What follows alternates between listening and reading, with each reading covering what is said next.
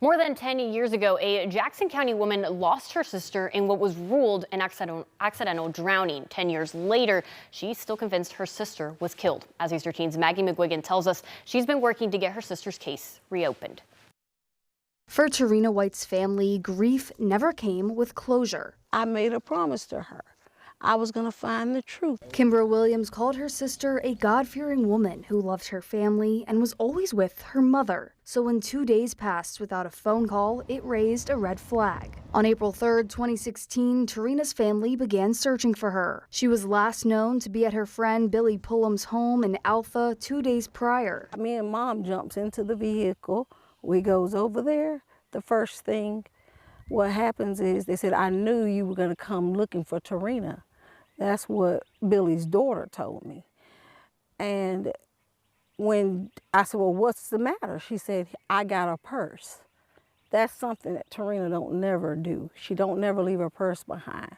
And one thing caught my mama, she grabbed her chest because she knew then something was wrong. Williams filed a missing persons report with the Jackson County Sheriff's Office, called the local hospitals, even the jails, looking for her. Later that day, a fisherman spotted the top of Pullum's pickup truck in 12 feet of water off a Compass Lake boat ramp. Authorities found 48-year-old White and 60-year-old Pullum's bodies inside. Florida Highway Patrol was assigned to the case. They told me they was treating the case as a homicide. On April 15th, 2016, a meeting was called with the victims' families, the Sheriff's Office, the State Attorney's Office, and FHP. We actually told them that we thought something had happened. It was foul play.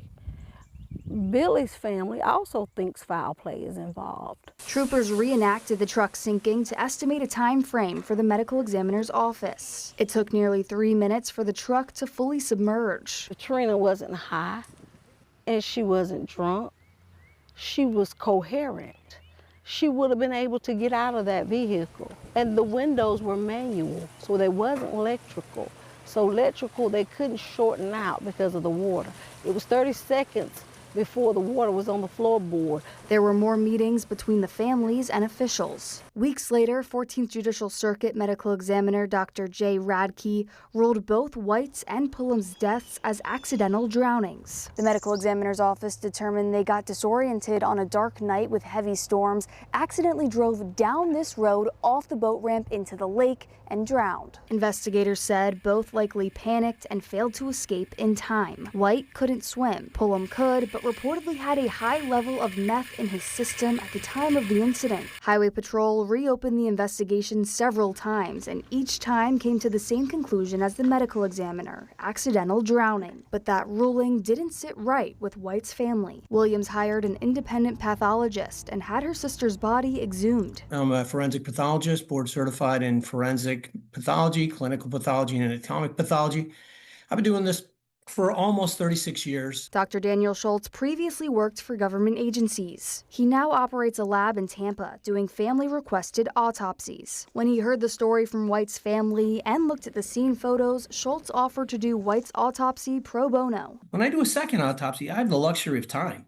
And I'm looking, and anything that's not looked at, I'm looking at. It showed signs of hemorrhage in the deep strap muscles of the neck, which those sorts of hemorrhages are what you typically see in a manual strangulation. There is deep hemorrhages in the neck. I took those microscopically. I took photos of them. Schultz concluded Tarina White was strangled to death and submitted his report. But that report has never been heard in a courtroom. When White's family sued the state to change her death certificate, they did not yet have the second autopsy results to submit as evidence. Once they did in 2024, the First District Court of Appeals said the family did not submit it in time and did not allow it to become part of the record. White's family petitioned the courts for a writ of mandamus, urging Dr. Radke to change his cause of death from accidental drowning to unknown. But last year, the court denied the petition, ruling Dr. Radke had no legal duty to do so. Despite the court's ruling, Williams says she wants to continue sharing her sister's story. I don't want no other family member or no one else in this world to have to go through the pain and the suffering that me and my family has been going through for this 10 years.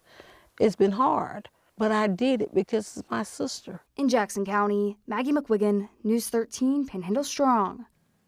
We requested comment from either Dr. Rack or the medical examiner's office, but they declined. The Florida Highway Patrol says that they continue to reopen the case, but always came back with the same results: accidental drowning.